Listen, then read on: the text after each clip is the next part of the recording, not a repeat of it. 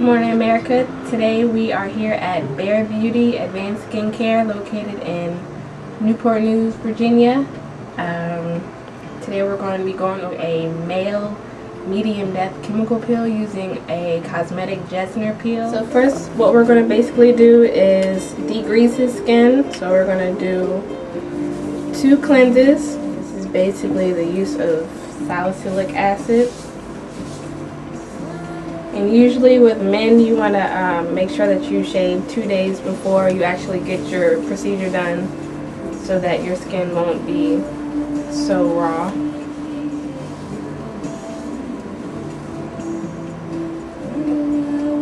We're basically just rubbing the product in, getting off any surface debris, any excess oil that he may have on his. Basically just doing the first pre-cleanse of my client's face. The goal of this step is to basically give his skin a clear slate, so when we apply the acids, it will penetrate a lot easier. So, why should men get chemical peels? Usually, the reason why men come in to me to get chemical peels is because they have discoloration from acne scars, probably when they were in their teens. Some men come in with discoloration from excess sun exposure, and they basically just want to even out their skin tone. So that would be an ideal reason for coming in for a chemical peel. So anyone with a high level of acne, this is good for them? Yes, because what it does is it breaks down the excess oil that they do have on their skin. And usually a combination of excess oil, dead skin, and sweat are what's causing them to have the skin breakouts. So chemical peels actually just help knock all that out. Now, would you recommend, I know you're doing the chemical peel, but as far as a microdermabrasion, is that something men get also? Yeah, it's basically a mechanical form of resurfacing. What I'm doing now is basically using chemicals to do the resurfacing of his skin. And basically microdermabrasion, you can get the same results. It's just more abrasive. Inflamed.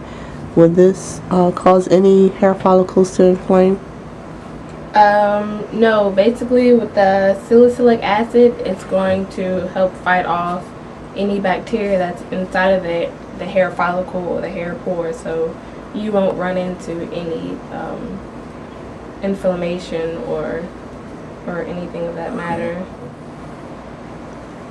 Alright, so now that we've done the 2 pre-cleanses, what I'm going to take now are some rough gauze 4x4s, and I'm going to spray it with a little acetone.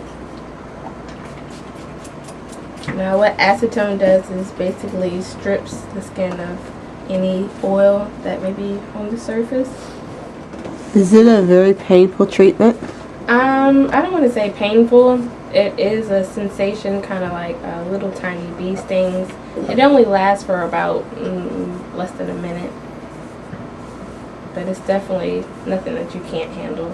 So after the first treatment, is this something that somebody would have to do the rest of their lives? No, not necessarily after for the rest of their lives. I would say after 3 treatments, you can really see reasonable results with their appearance. And basically they're satisfied with the results, so they just come back for routine facials. Say appearance, what's happening with the appearance? Basically the reason why they're coming in the first place is because they may have some form of discoloration. Is it important to stay out the sun after a chemical peel?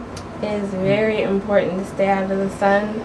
Basically after a chemical peel, we have removed the top layer of skin, so it's really important to protect it from the UVA and UVB rays so that you won't cause further damage to your skin while it's trying to heal. Ailment that maybe somebody shouldn't get a chemical peel.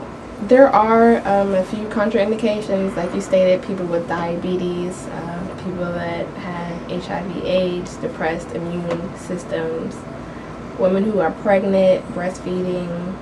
What is the reason why they shouldn't?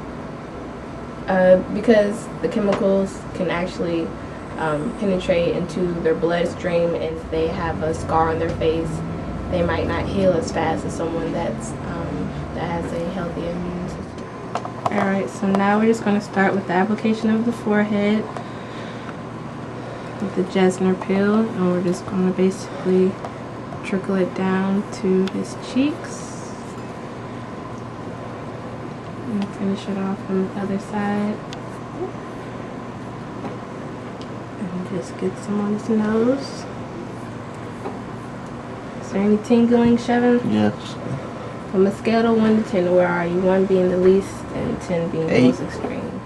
And there will be some discomfort, but it lasts for about 30 seconds to a minute. And usually I help them by fanning them.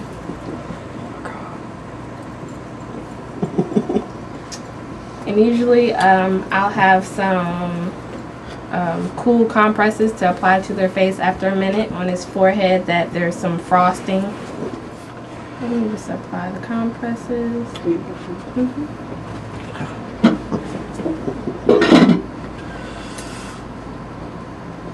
And this is just applied to his cheeks.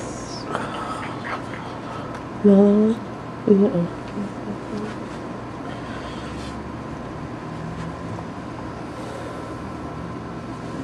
And it only lasts for about a minute. We're just going to check his forehead, like frost across the skin. And that's just basically the separation of the epidermis from the dermis. It really lasts for about a minute. Just have to put cool compresses on.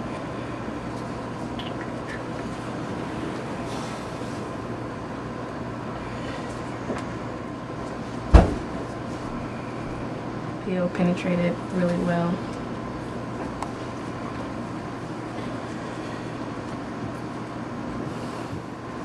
From a scale of 1 to 10, where are you? Okay. And as you can see, just the cool compresses helps with the discomfort. From a scale of 1 to 10, where are you? 2. It's just apply a light enzyme mask. And what are enzymes? They're basically derived from fruits and plants, like papaya, strawberries, and pumpkin. What enzymes basically do is help eat away at the dead skin. So with all the frosting that he has on his face, this is just gonna help remove some of that after sitting on his face for 5 minutes. It's gonna look good after this. Oh yeah, it's gonna be a lot clearer. So I'm just gonna finish it up by applying a hydrating mist to his face, a hydrating toner. How was your first chemical peel experience? I didn't like it at all. He said he loved it. So now I'm just applying a really rich moisturizer with vitamins A, C, and E, which are really good for hydration. For the next week to the next week and a half, you just want to make sure you stay as hydrated as possible. He's all moisturized, so he's all good to go. And that was a male chemical peel performed at Bare Beauty.